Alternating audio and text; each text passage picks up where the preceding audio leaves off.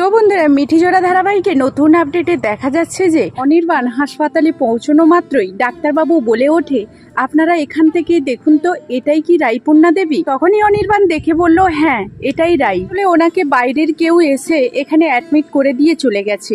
তারপর থেকে আমরা কোনো খোঁজ খবর পাইনি বলে আমরা থানাতে গিয়ে ডায়েরি করেছিলাম। আর আমরা এখন নিশ্চিত যে আপনারাই রায়পূর্ণা দেবীর বাড়ির গার্ডিয়ানস। অনির্বাণকে রায়ের সঙ্গে দেখা করার জন্য ডাক্তারবাবু অ্যালাউ করে দেয়। অনির্বাণ রায়ের কাছে গিয়ে বলতে থাকে, প্লিজ রাই, তুমি আমাকে ক্ষমা করে দাও, কষ্টে তোমাকে আমি ফিরে পেয়েছি, আর কোনোদিন তোমাকে আমার কাছ থেকে দূরে চলে যেতে দেবো না। অনির্বাণ ডাক্তারবাবুদের জিজ্ঞেস করতে থাকে রায়ের অ্যাক্সিডেন্টটা কোথা থেকে হলো। তখনই ডাক্তারবাবু বলল, এ বিষয়ে আমাদের কোনো আন্দাজ নেই, আর আমরা ওনার সব রকম চিকিৎসার ব্যবস্থা করেছি।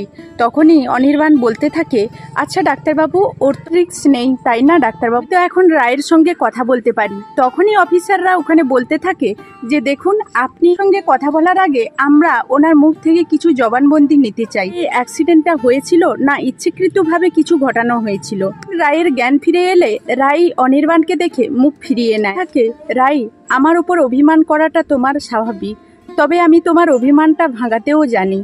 তখন পুলিশ অফিসাররা রাইকে জিজ্ঞেস করতে থাকে, আচ্ছা এই অ্যাক্সিডেন্টটা কিভাবে হয়েছে। রাই তখন বলতে থাকে যে অ্যাক্সিডেন্টটা কিভাবে হলো জানি না, আমি রাস্তার ধার দিয়ে হাঁটছিলাম আর তারপরই মাথা ঘুরে পড়ে যাই, তারপর কি ঘটেছে আমি জানি না। আর এই মানুষটাকে কে এখানে অ্যালাউ করেছে। তখনই সূর্য বলে, রাই প্লিজ দাদাভাই অনেকক্ষণ থেকে তোমার সঙ্গে কথা বলার জন্য আকুল ব্যাকুল হচ্ছে, ওকে এখান থেকে ঘাড় ধাক্কা দিয়ে বের করে দিও না, যে আপনাদের পারিবারিক ব্যাপার আপনারা বাড়িতেই মিট করবেন, তাহলে আপনার কোনো রকম কোনো অভিযোগ নেই, আপনার বয়ানটা নেওয়া। তখন অফিসাররা বলল, ঠিক আছে, আমরা আমাদের মতো খবর নেওয়ার চেষ্টা করছি, শুধু আপনার বয়ানের খুব প্রয়োজন ছিল তাই আমরা আপনার কাছে এসেছি। তো বন্ধুরা, এই ছিল মিঠিজোড়া ধারাবাহিকে নতুন আপডেট। এই ধরনের নিত্য নতুন আপডেটগুলো পেতে আমার ভিডিওর সঙ্গে থাকো। তো চলো এখন আমার ব্লগ ভিডিওর সঙ্গে কি করি না করি। শুভ সকাল, কিরণ ফ্যামিলিতে সকলকে স্বাগতম। আশা করি তোমরা সবাই আমার রাধা মাধবের আশীর্বাদে খুব ভালো আছো। তোমাদের ভালোবাসায় রাধা গোবিন্দের আশীর্বাদে আমি তো খুব ভালো আছি। তো সকালবেলা থেকে বাইরে বেরোতেই পারছি না, ভীষণ বৃষ্টি হচ্ছে আর এখন 11টা প্রায় বাজতে যায়। তো মেয়ে বললো মা স্কুলে যেতে হবে, তো ছাড়তে যাব, আর জলটা অনেকটাই কমে গেছে, এই জন্য সিদ্ধান্ত নিল যে এখন বাড়ি থেকে বেরোবো আর স্কুলে যাব, যেহেতু পরীক্ষার সামনে ওদের রুটিন দেওয়ার কথা আছে, এই জন্য বললো যে যাব। তো সাইকেল তো এই যে বের করে নিয়েছি, তো এখন বেরিয়ে পড়ছি, মানে মেয়েকে ছেড়ে দিয়ে ওই দিক দিয়ে দুধটা তো প্রত্যেকদিন দিয়ে আসি জানো, তো দুধটা নিয়েই চলে যাব। বৃষ্টিতে দেখো ছেলে আমার বাড়ির ভেতরে থাকতেই পারছে না, কি শুরু করেছে বাইরে। যাই হোক চলো এখন মেয়েকে ছেড়ে দিয়ে আসি, খুব দেরি। কিরণের বাবা এই যে পেয়ারা নিয়ে এলো, তো খুব বড় বড় দেখো, আর এটা কিন্তু কিরণ এখনই খেয়ে ফেলেছে তোমাদের দেখাতে দেখাতে। তো যাই হোক আমরা কেটে এখন খাবো।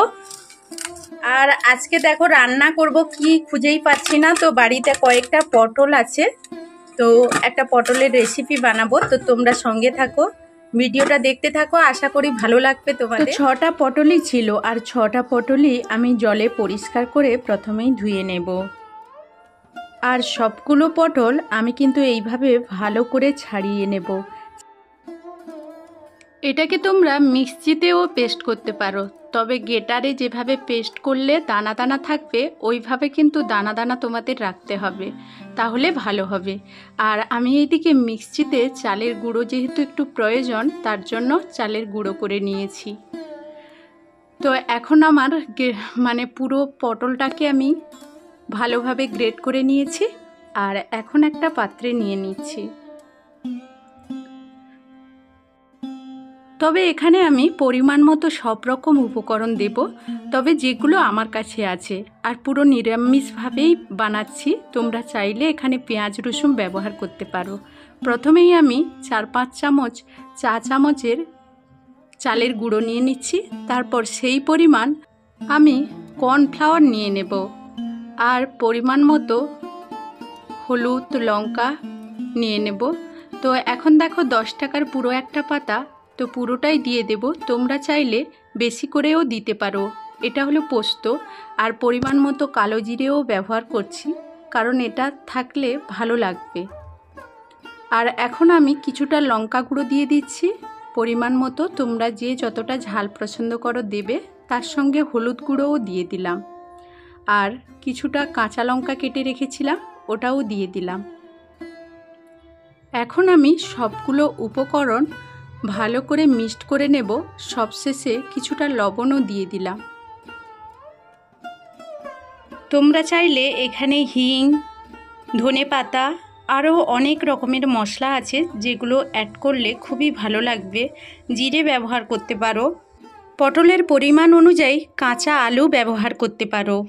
আর একটা কথা মনেই ছিল না, তো আমার আদা দিতে মনে ছিল না, তো আদাটা এখন আমি দিয়ে দিচ্ছি। আর কড়াইতে অলরেডি আমি সাইডে তেল বসিয়ে দিয়েছি, সেটা তোমরা দেখতেই পেলে। তো এখন তেলটা গরম হয়ে গেলে আমি কিন্তু বড়ার আকারে ছাড়তে শুরু করব। তো একে একে আমি সবগুলো ভেজে নেব। ভেজে নেওয়ার পর আবারও তোমাদের সামনে আসব। তো এক পিঠ হয়ে যাওয়ার পর আমাদের উল্টে পাল্টে নিতে হবে। তো যাই হোক, মানে খুবই ভালো লাগবে, তোমরা এইভাবে বাড়িতে ট্রাই করবে। আমি হাতের কাছে কিছু ছিল না, তো যেগুলোই ছিল সেইগুলো দিয়েই আজকের পটল রেসিপিটা করলাম। তো তোমাদের কেমন লাগে সেটা জানাবে। এখন আমার একটা হয়ে গেল, আরও কিছু বাকি আছে, ওগুলোও আমি পরে পরে করে তারপর তোমাদের দেখাচ্ছি।